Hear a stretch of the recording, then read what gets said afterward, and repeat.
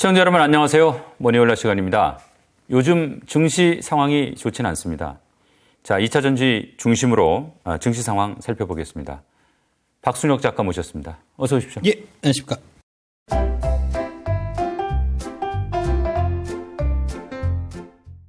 이렇게 이건 꼬박꼬박 나와주셔서 감사드립니다. 예, 감사합니다.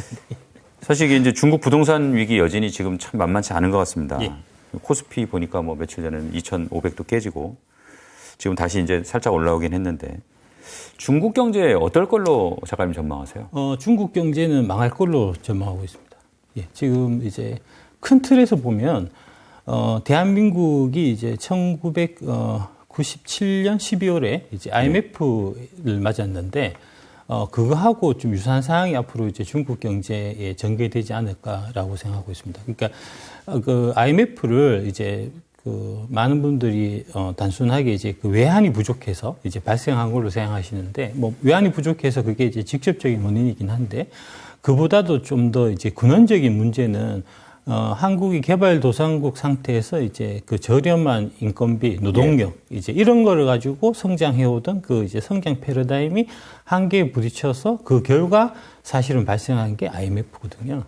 또 마찬가지로 이제 중국 같은 경우도 그동안 이제 중국 경제가 빠르게 성장했던 거는 이제 그 저렴한 인건비를 이제 바탕으로 해서 이제 성장했던 그러니까 그런 개도국의 이제 전형적인 성장 모델을 따른 거고 중국이 실제로 이제 그 중국 공산당이 이제 그 경제 개발 계획 이런 거를 이제 수립할 때 이제 박정희 씨 경제 개발 모델을 많이 참고를 했었거든요. 예. 그래서 이제 우리의 전철을 그대로 밟고 있다라고 보시면 되는데 중국이 원래 계획했었던 거는 이제 반도체 굴기, 그 다음에 이제 전기차, 2차 전지 굴기를 통해서 경제 수준을 이제 중진국 함정에서 벗어나서 선진국으로 이제 한 단계 도약하자 하는 이제 그런 계획을 갖고 있었는데 그게 이제 여러 가지 이유로 지금 이제 한계에 부딪힌 상황이고 그래서 이제 그 내부적인 모순 때문에 지금 나타나는 현상들이 지금 이제 말씀하신 뭐 부동산 위기라든지 이게 이제 부동산 위기가 결국은 이제 금융 쪽하고 다 연결되어 있는 거니까요. 네. 이제 그런 문제.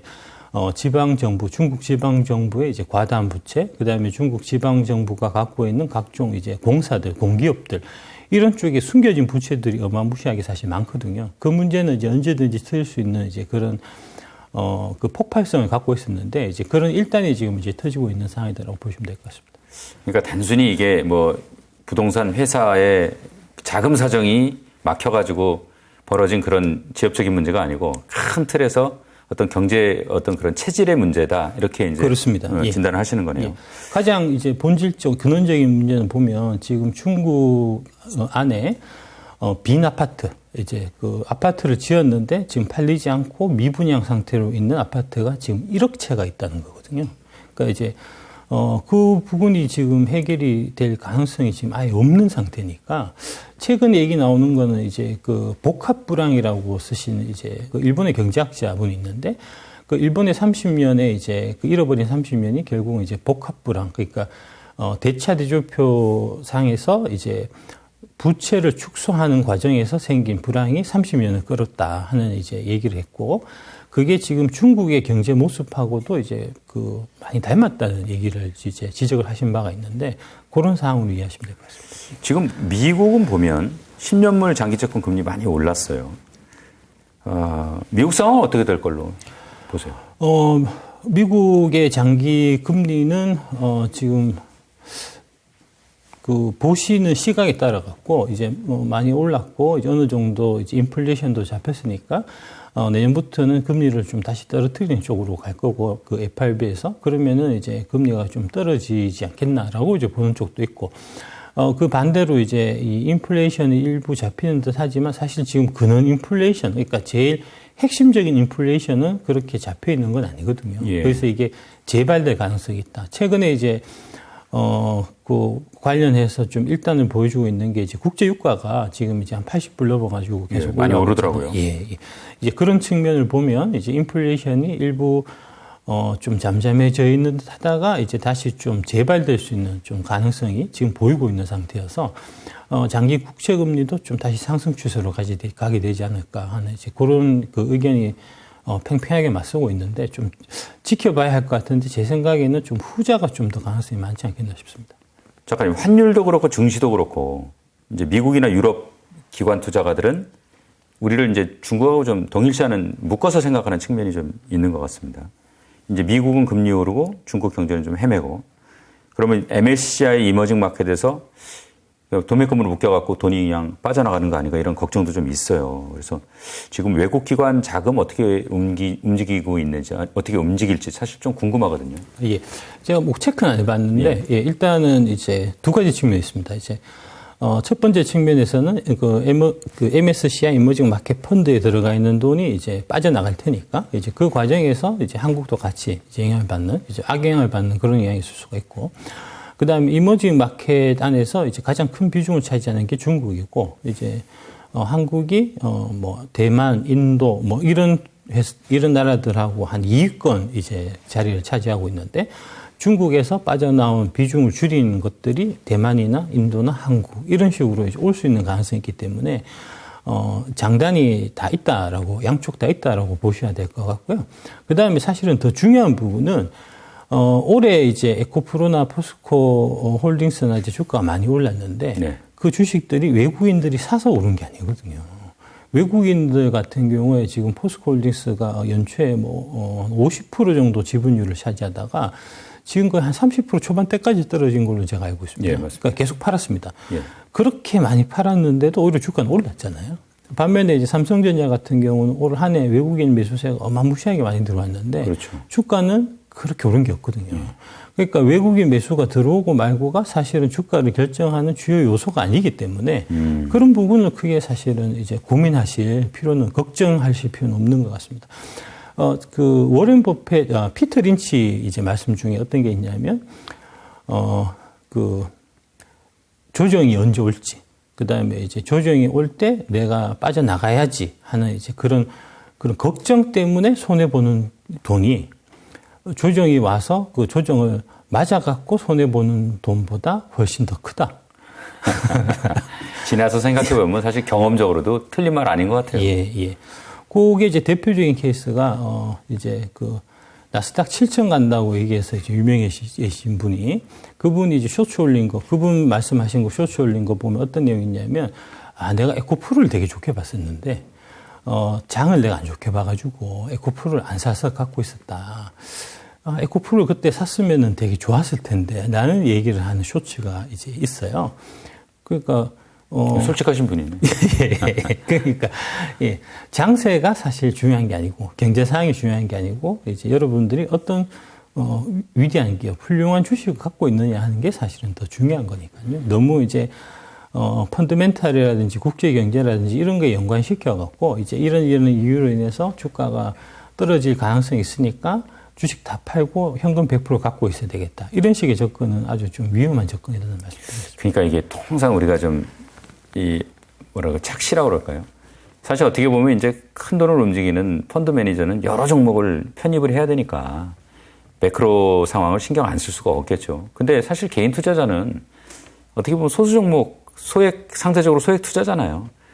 그런 상황에서 매크로 너무 신경 안 쓰고 좋은 종목 고르는데 좀 에너지를 써야 되지 않을까 그런 생각 많이 들더라고요. 예, 그렇습니다. 피터 린치가 이제 그 거대 펀드를 운영한 실제로 이제 기관 마젤란 펀드 운영자였잖아요. 예, 기관 투자자였지만 그 사람이 쓰는 이제 월가 연공 책에 보면 시종일관 이제 기관처럼 투자하지 마라. 예. 개인은 이제 개인의 방법이 따로 있고 그게 이제 기관 투자자들에 비해서 훨씬 이제 우위에 설 수 있는 이제 그 좋은 조건이다라는 얘기를 한 바가 있거든요. 그러니까 접근 자체가 사실 좀 달라야 돼요. 그러니까 기관들 같은 경우는 뭐 이제 특히 뭐 연금 펀드라든지 그다음에 뭐 생명보험사 같은 경우는 이제 수십조 뭐 수백조까지도 자금 운용하니까 그렇게 이제 크게 자금 운용하는 입장에서는 이제 당연히 주식 얼마, 채권 얼마, 뭐 그다음에 대치 투자 얼마. 그다음에 이제 주식 중에서도 이제 업종별로 어떻게 이제 구분하고 해서 이제 뭐 그런 형태로 당연히 접근해야 되는 게 맞고 또 그게 이제 법적으로도 그렇게 규제를 받고 있기 때문에 이제 그럴 수밖에 없지만 개인들이 그거를 따라할 이유는 사실 없거든요. 그러니까 개인 투자자로서의 이제 장점이 그런 이제 시황이라든지 뭐 그다음에 이제 보유자산별 이제 포트폴리오라든지 이런 거에 구애받지 않고 그냥 이제 훌륭한 기업, 위대한 기업 사서 그 기업하고 장기간 동행하면서 이제 큰 수익을 얻을 수 있다는 이제 그런 장점이 있기 때문에 그 장점을 이제 지극히 많이 좀 살리시는 방향으로 이제 가시는 게 맞을 것 같습니다. 경험적으로 보면 장이 이제 크게 무너질 때는 역시 개별 종목들도 한계가 있어요, 버티는데. 또 대세 상승장에서는 희한하게 별로 안 좋은 주식도 오르니까 좀 그런 착각이 또 들 수가 있고. 그래서 이제 사실 어쨌든 시장이 어떻게 돌아가는지에 대해서는 신경은 좀, 세우고 있어야 된다 이런 생각은 드는데 지금 중국이나 미국 상황이 우리 증시에는 어떤 영향을 미칠 걸로 보십니까? 방금 말씀하신 대로 이제, 시황 측면에서 보면은 조금 안 좋은 쪽으로 이제 작용할 가능성이 좀 있어 보이고요. 그러니까 시향을 제가 잘 못 맞춰가지고, 이게 이제, 주가 지수를 제가 잘 못 맞추는 편이라서 웬만하면 이제 좀 예측을 하려고 하는데, 그냥 이제 제 느낌을 그냥 대충 말씀드리면, 하반기 장은 이제 종합 주가 지수 기준으로 볼 때, 상승보다는 좀 하락 쪽이 좀 가능성이 많지 않겠나. 23년 연초에 이제 그 여의도 기관들이 대체적으로 이제 얘기했었던 거는 이제 가장 많은 비중을 차지했던 게 이제 박스를 많이 얘기했었어요. 예. 2200에서 한 2600포인트 정도의 박스 안에서 움직일 거다 하는 얘기를 제일 많이 했었고, 일부는 이제 2200을 깨갖고 이제 더 밑으로 가는 예. 이제 형태의 좀 이제 약세장을 예측한 기관들도 이제 소수 있었거든요.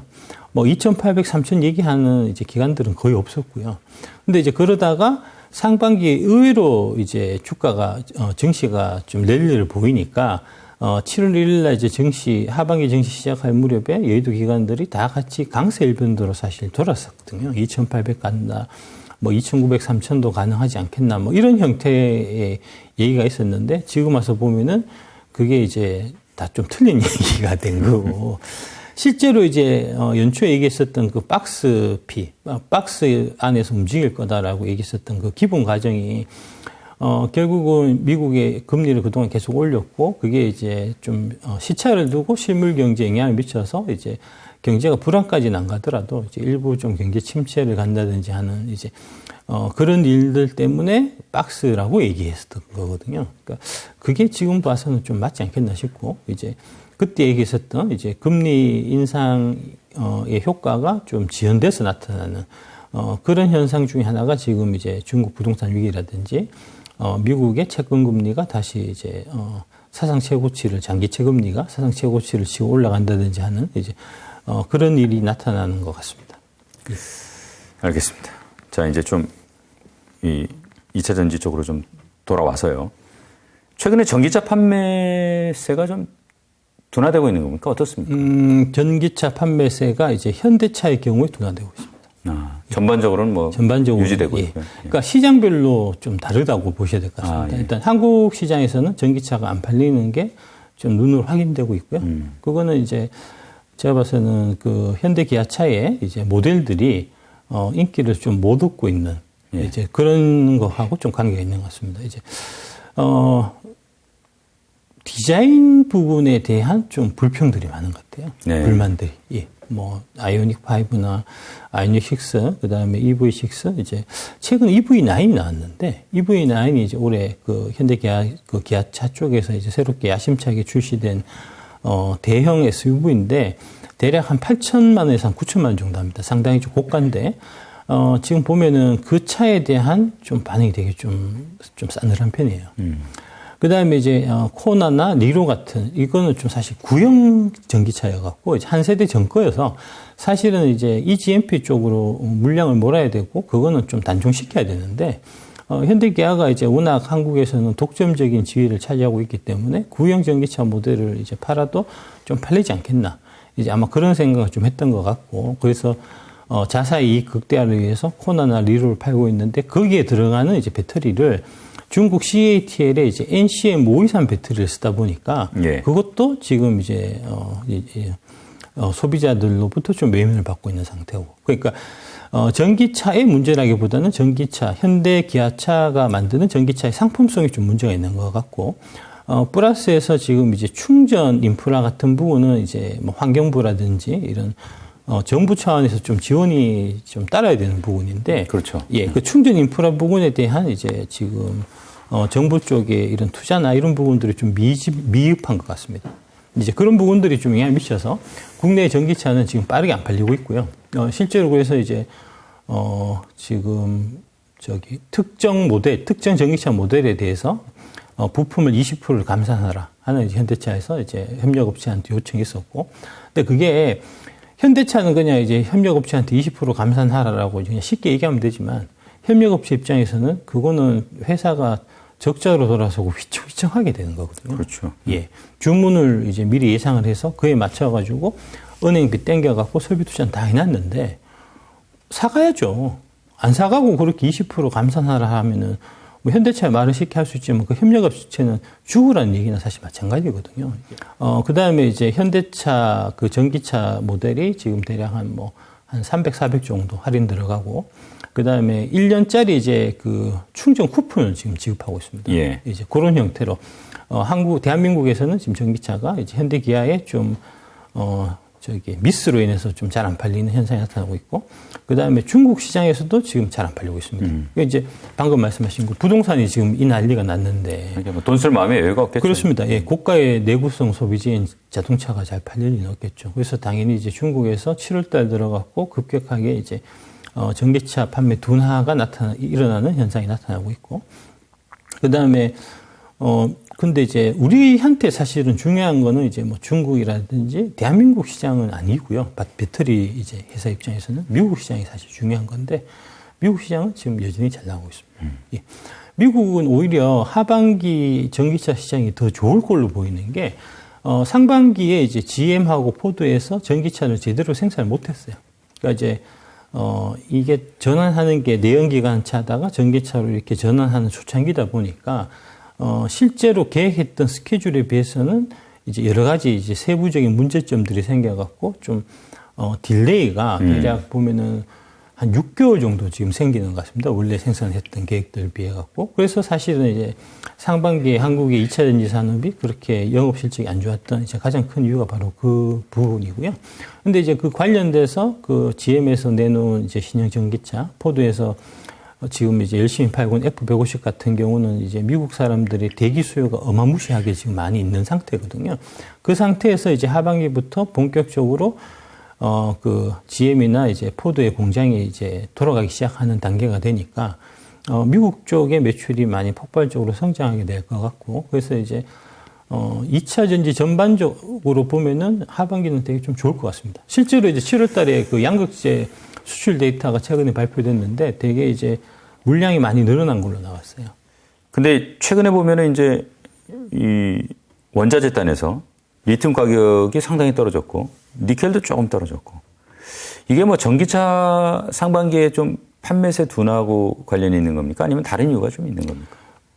전기차 판매가 둔화되는 거하고 관계가 있겠죠. 예. 특히 이제 중국 시장이 지금 하반기 들어서 약세에 들어간 거하고 좀 관계가 있는 이제 그런 흐름으로 보면 될 것 같고요. 리튬 가격을 보면 이제 작년 11월에 고점을 쳤고요. 고점 치고 이제 작년 11월부터 떨어지기 시작해서 올해 4월 한 중순까지 떨어졌었고, 네. 4월 중순에 이제 바닥을 치고 그 이후에 한 2배 정도 가격 이제 상승을 했었다가 7월 말 정도부터 다시 이제 하락세로 들어가고 있는데, 결국은 이제 중국 시장 그 전기차 판매하고 좀 많이 좀 직결되어 있는 것 같고요. 네. 여전히 이제 중국 시장이 전기차 시장에서는 가장 큰 시장이다 보니까 이제 그런 영향이 나타나는 것 같고, 일단 이제 이런 이제 원자재 가격이 판매 가격이 연동되는 거는 이제 한 3개월 정도 시차가 있거든요.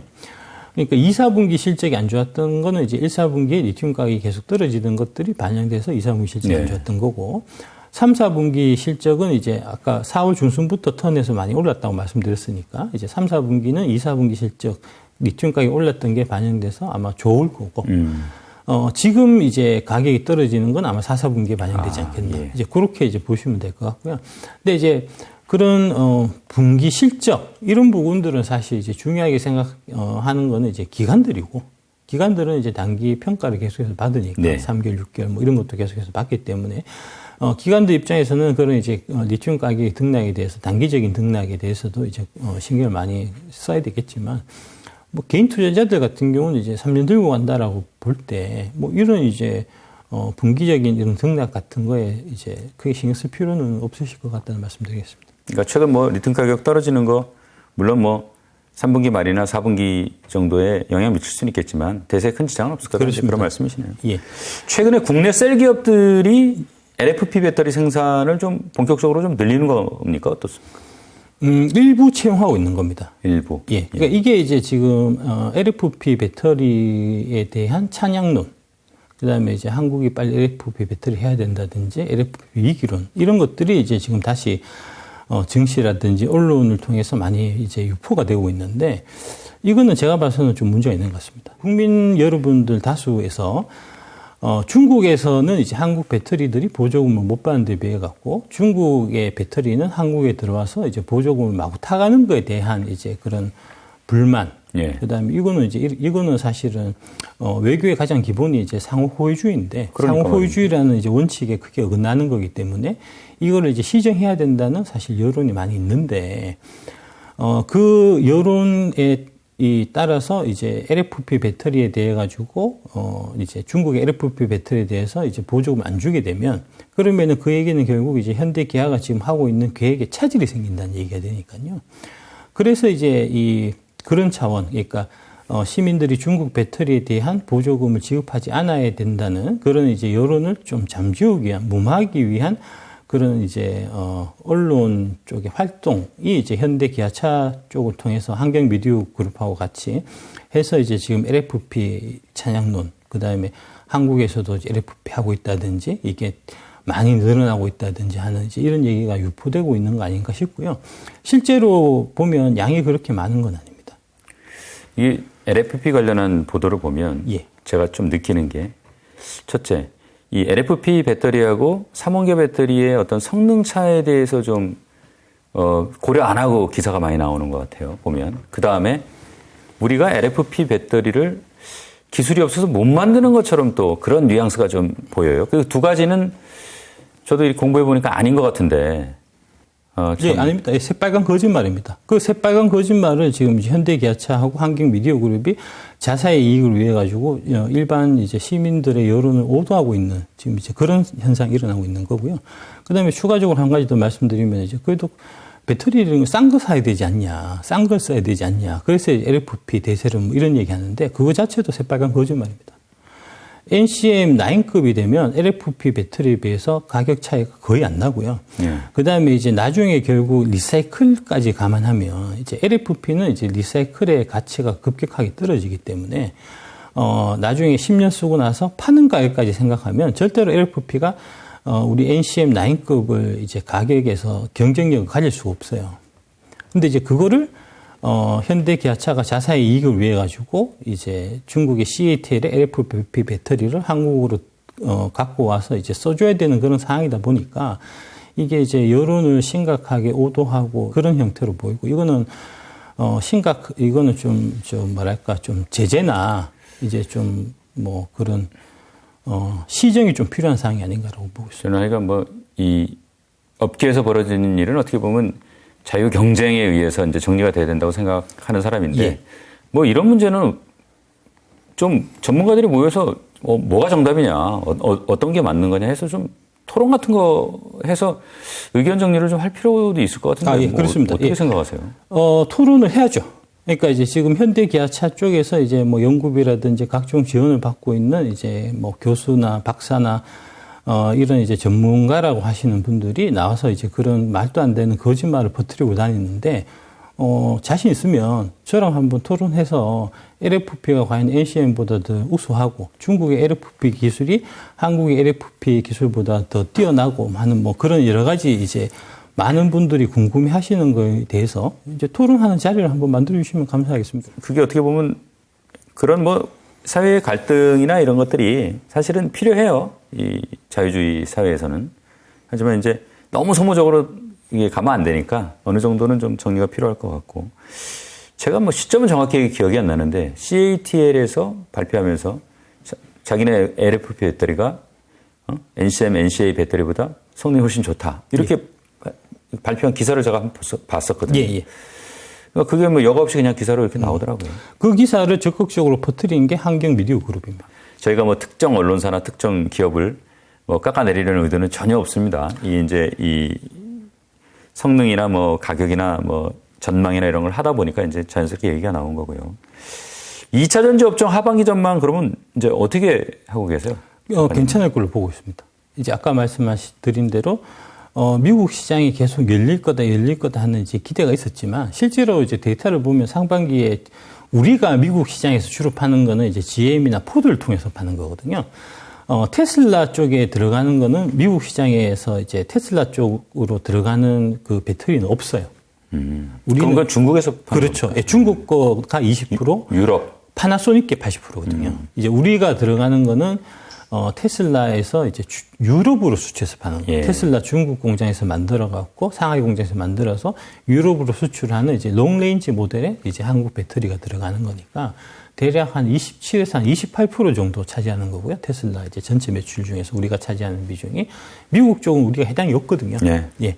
그래서 이제 테슬라가 많이 판 거는 이제 사실 관계가 없고 GM이나 포드가 얼마나 파느냐 하는 게 사실 중요한 건데 아까 말씀드렸듯이 상반기에는 이제 GM이나 포드가 전기차 공장을 제대로 못 돌렸기 때문에 이제 사실은 좀 부진했었고 이제 하반기에는 본격적으로 지금 돌아갈 예정으로 돼 있기 때문에 크게 이제 성장하지 않겠나 이제 그렇게 보고 있습니다.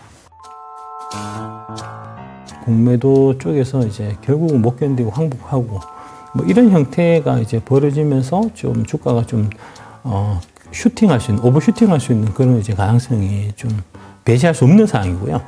그렇게 오버슈팅이 나왔을 때 제가 말씀드리고 싶은 거는 좀 팔아라. 뭐 한 20%나 30% 정도는 이제 전체 포트폴리오에서 내가 3년을 갖고 갈 생각으로 처음에 샀다고 하더라도 그 중에서 한 20, 30% 정도는 팔았다가 이제 오버슈팅 했던 거는 또 역작용에 의해서 반드시 떨어지게 마련이에요.